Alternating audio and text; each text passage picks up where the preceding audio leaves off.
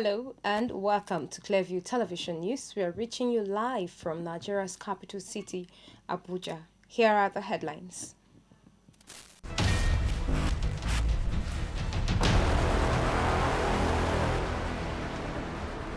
The report we make is that Joe Biden and Kamala Harris will be the president and the vice president according to the ballots that have been given to us.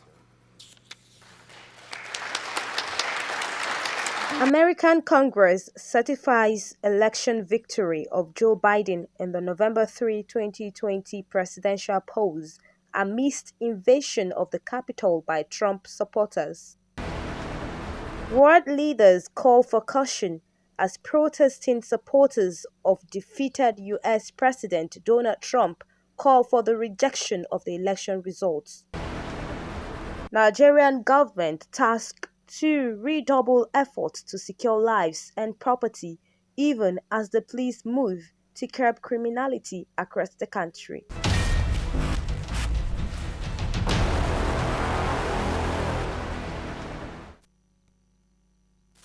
I am Rose Audu with the details of this and more stories.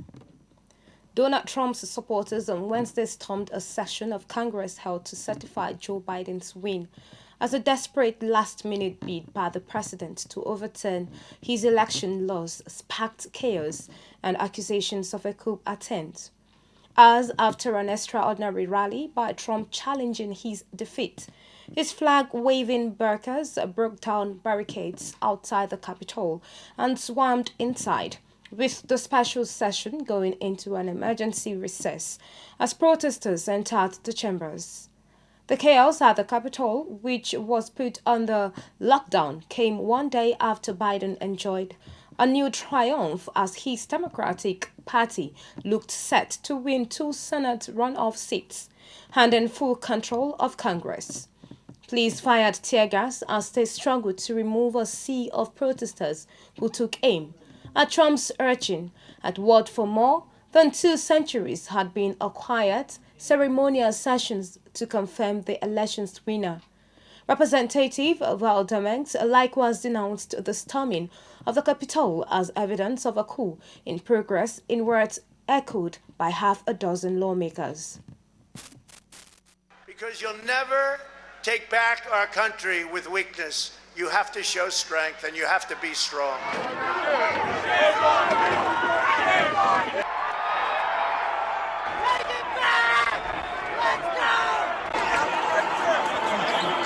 They broke the glass. Everybody stay down. Get down. This nation was founded on revolutionary activity. We became civil after the government realized that they got overwhelmed. I guess now we wait and see if they take us seriously because they saw how easily we were able to breach their defense. Meanwhile, the U.S. Congress this Thursday certified Joe Biden's win in November's presidential election. This comes after President Trump's supporters laid siege on the Capitol on Wednesday. Republican Vice President Mike Pence certified the Electoral College count of 306 electors in favor of the Democrats against 232 in favor of outgoing Republican President Donald Trump. The tally followed a joint session of the House and Senate that was interrupted by supporters of the president who stormed the U.S. Capitol, bringing violence and mayhem to the seat of government. On the part of the Senate, Zoe Lofgren and Rodney Davis, tellers on the part of the House of Representatives, report the following as a result of the ascertainment and counting of the electoral vote for President and Vice President of the United States for the term beginning on the 20th day of January, 2021. The report we make is that Joe Biden and Kamala Harris will be the president and the vice president according to the ballots that have been given to us.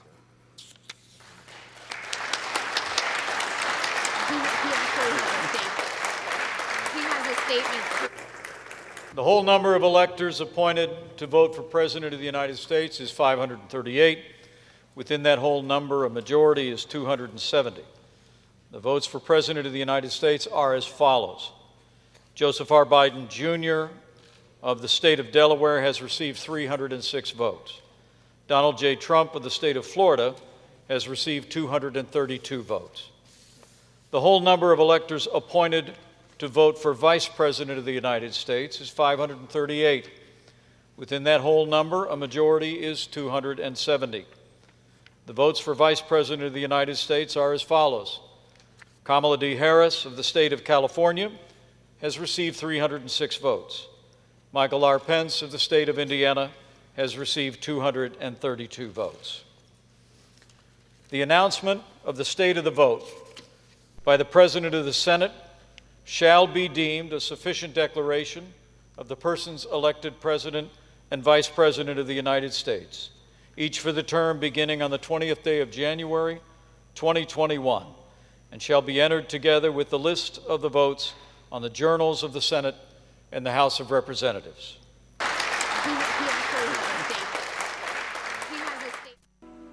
I call on President Trump to go on national television now to fulfill his oath and defend the Constitution and demand an end to this siege, to storm the Capitol, to smash windows, to occupy offices, threatening the safety of duly elected officials. It's not protest, it's insurrection. The world's watching.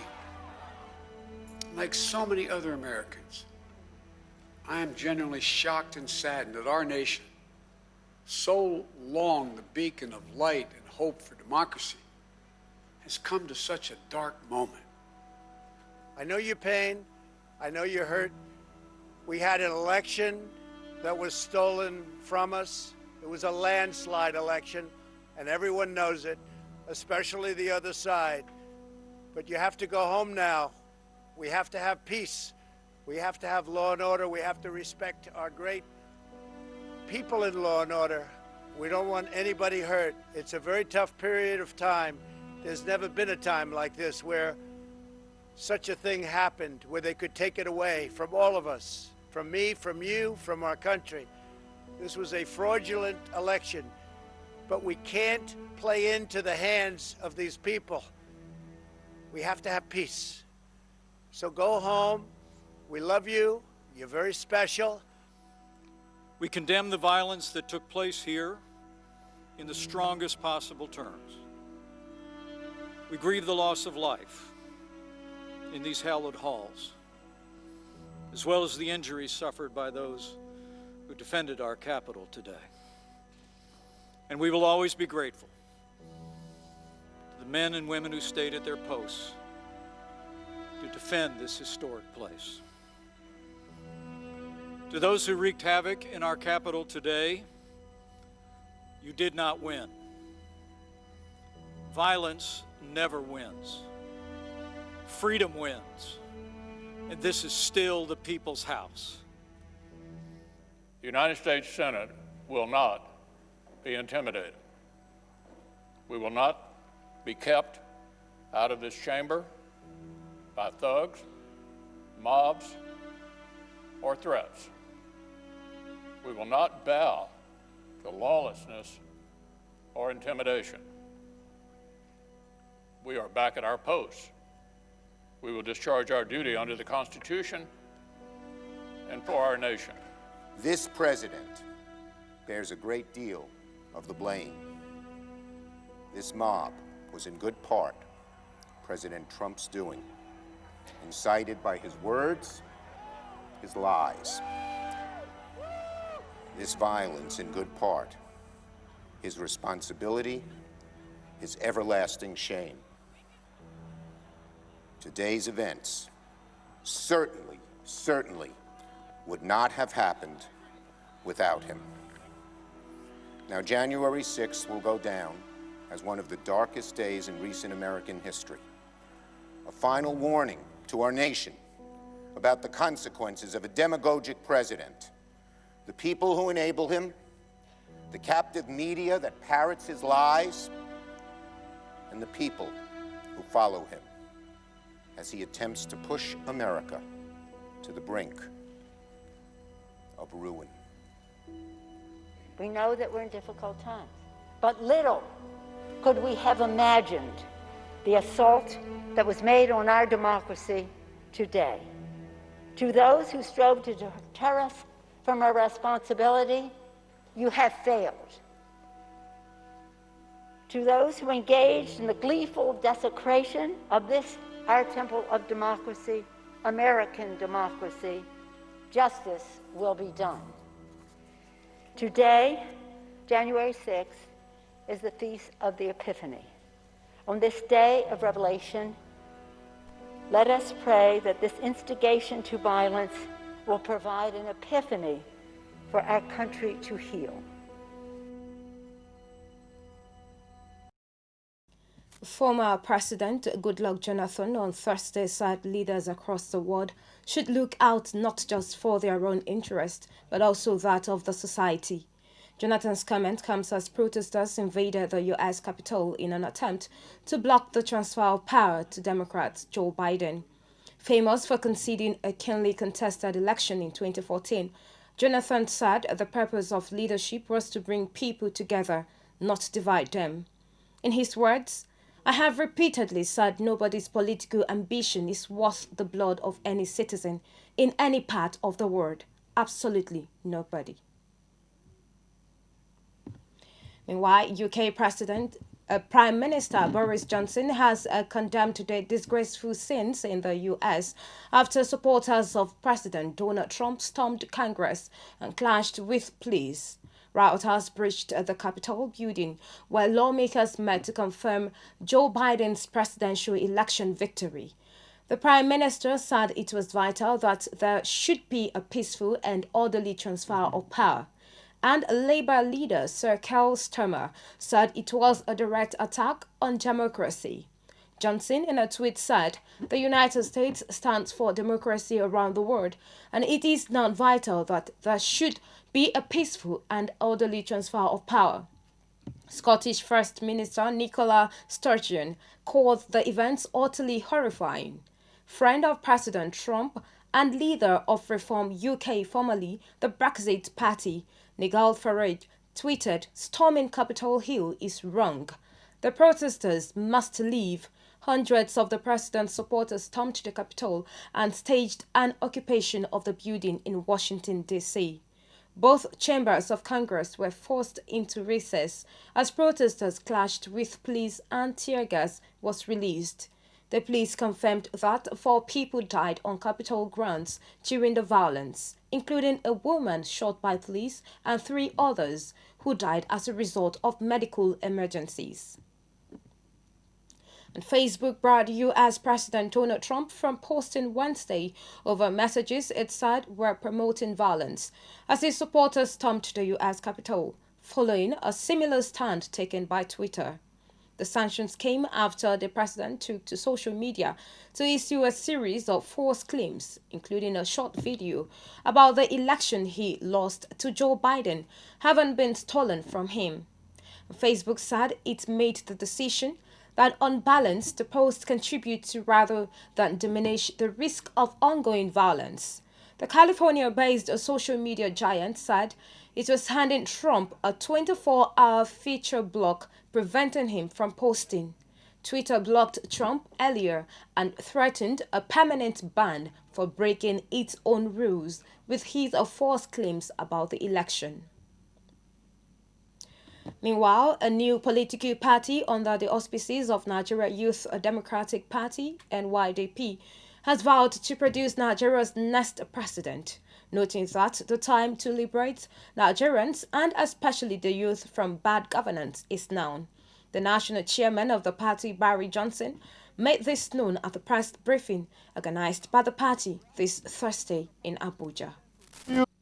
Briefing the media on NYDP's plans for the 2023 general elections, the party's national chairman, Barry Johnson, called on President Muhammadu Buhari to wake up to his responsibility and put an end to the issues of kidnapping, banditry, and extrajudicial killings that have continued to plague the country.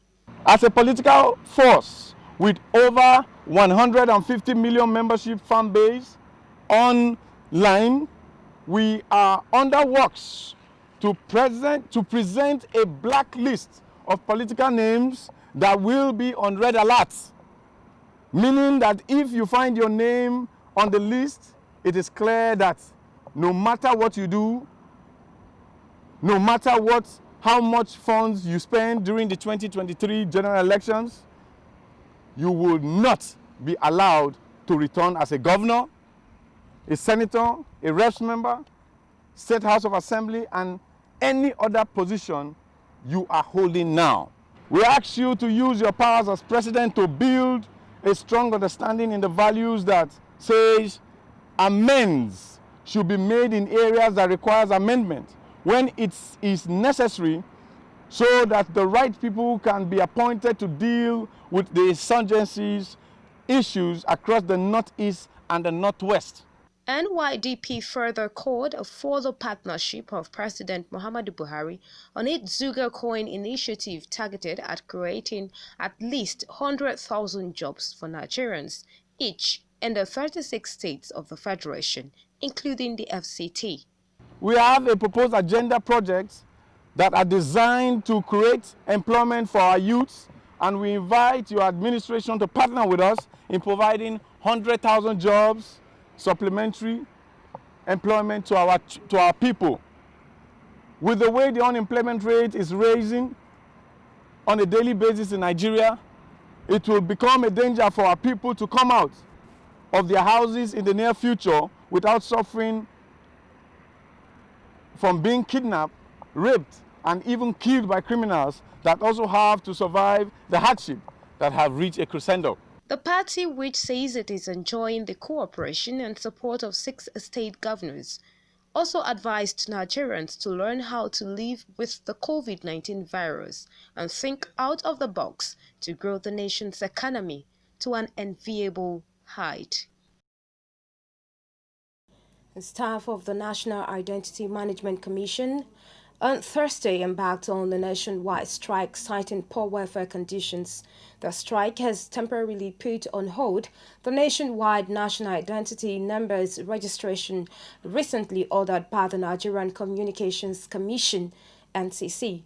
The NCC had asked all telecoms companies to disconnect the SIM cards of all persons who had not linked their names to their phone lines by the end of January. According to a report, NIMS staff also described the lack of protective kits at their offices, saying they could get infected with COVID-19 as they attended to hundreds of residents daily. In a notice of strike action signed by Lucky Michael, president of the Association of Senior Civil Servants of Nigeria, NIMS branch, and Odia Victor, secretary of the group, hinted that the strike action was necessary to drive home their demands due to lack of personal protective equipment, irregularities in the promotion, and poor funding provided for its members. Staff members of the NIMS were enjoined by the executives of ASCSN to participate in the strike action until their grievances were addressed. You're watching Clearview Television News. The news will continue shortly.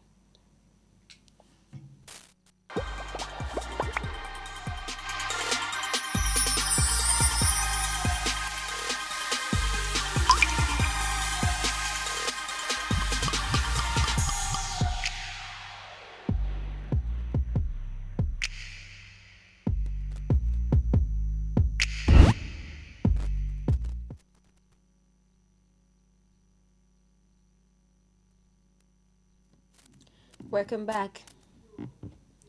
The Osun State Police Command says its officers and men are working round the clock to ensure the security of lives and property of all residents in the state. Briefing newsmen in Oshogbo, the State Commissioner of Police, Olawale Olokode, said the suspects who were arrested for crimes ranging from kidnapping, armed robbery to murder will soon be handed over for prosecution. Among them is a housewife who allegedly murdered her stepson out of jealousy. One of the suspects, among others, Musa Marian, who was said to have allegedly murdered her stepson using poisonous substance over diversion of attention from husband to the second wife. Speaking to newsmen, the Osun State Commissioner of Police, Olawale Olokede, said his command will make the state unconducive for criminals. That we need to pick all these arrowheads of cultism. We need to pick them. We make this place, we make the state hot for them. Is it that they leave the state for us, or they get arrested and prosecuted? So this time around, we have set machinery into motion such that those picked, there will be no chance for them to be released from the police level.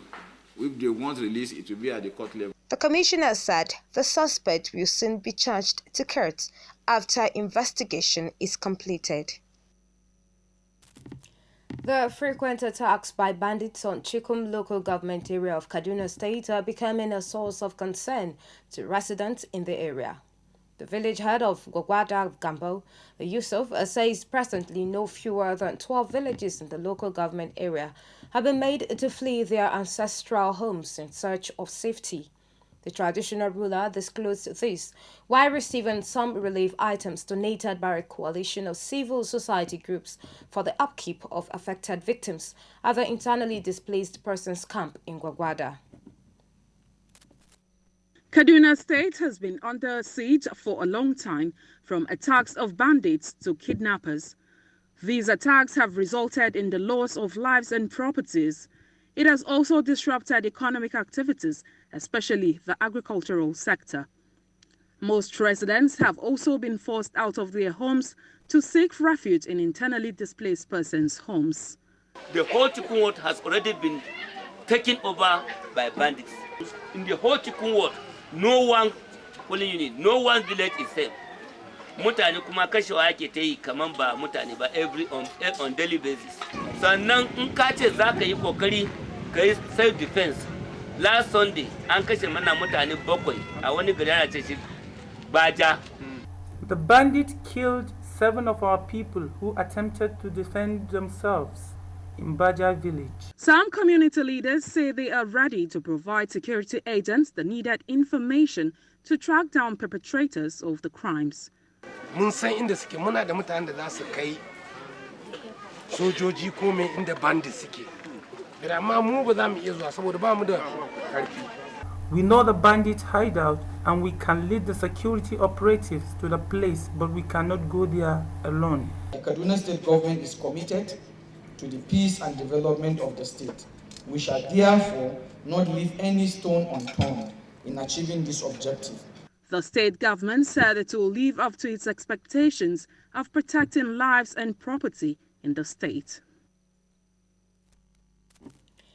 And Governor Abubakar Sani Bello of Niger State has vowed to deal ruthlessly with traditional rulers and other local collaborators conniving with bandits to wreak havoc on innocent citizens in the state. The governor stated this when he briefed State House correspondents after having a closed-door meeting with President Muhammadu Buhari. According to him, the bandits are being invited by some locals to rob and kidnap innocent citizens in the state. He revealed that already some village heads have been apprehended by security agencies for aiding and abetting criminal activities, including kidnapping and banditry in the state. Although 36 states in Nigeria and the Federal Capital Territory, FCT, have been challenged to explore the various components of community policing to achieve a better security network in the country. A civil society group, Citizens Action for Good Governance, handed down the task at a forum held in Abuja, the nation's capital, to find solutions to the security challenges facing the nation. As Nigerian government continues to find lasting solutions to banditry and other forms of terrorism in Nigeria, International Coordinator Citizens Action for Good Governance says The government needs to explore the possibility of establishing community policing, noting that the country armed forces should be equipped to build on previous successes attained. It's a structure of policing that has been designed that whoever is being employed as a police officer will come from that community, will be posted to that community. There will be committees set up by local traditional council working together with the DPO committee at the state level, local level, and even the world level structure, so that no matter what happens in the state, these people are people who understand their community better. They know whoever is perpetrating whatever kind of crime or criminalities that is happening. We said we're reminding the Chief of Army Staff on his commitment to Nigerians that they would end terrorism and banditry in Nigeria this year. And we want them to be fully funded, adequately equipped, and trained to deal with these situations. The stakeholders urged political and religious leaders to be wary of utterances that could escalate to disunity among Nigerians. And that's all for the news. But before we go, a recap of our top stories.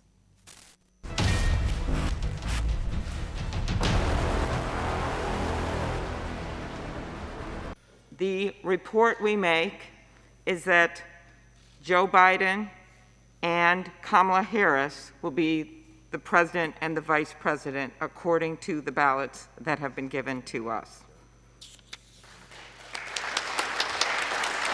The U.S. Congress this Thursday certified Joe Biden's win in the November's presidential election. This comes after President Trump's supporters laid siege on the Capitol on Wednesday, demanding a rejection of the election result.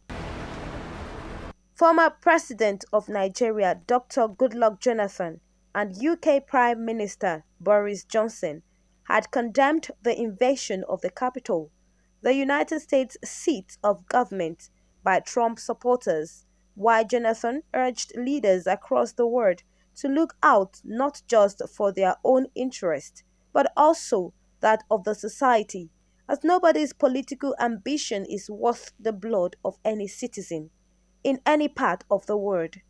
Johnson, who called the invasion disgraceful sins, said it was vital that there should be a peaceful and orderly transfer of power. We also told you that, worried by the growing spate of insecurity in Nigeria, the federal government has been tasked to redouble efforts to secure lives and property, even as the police are taking concrete steps to curb criminality across different parts of the country.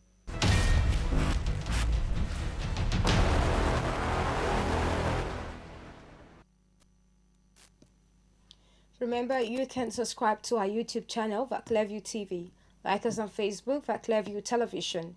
Follow us on Instagram at ClearviewTV_NG. You can also follow us on Twitter at Clearview TV. I am Rose Audu. Many thanks for staying with us.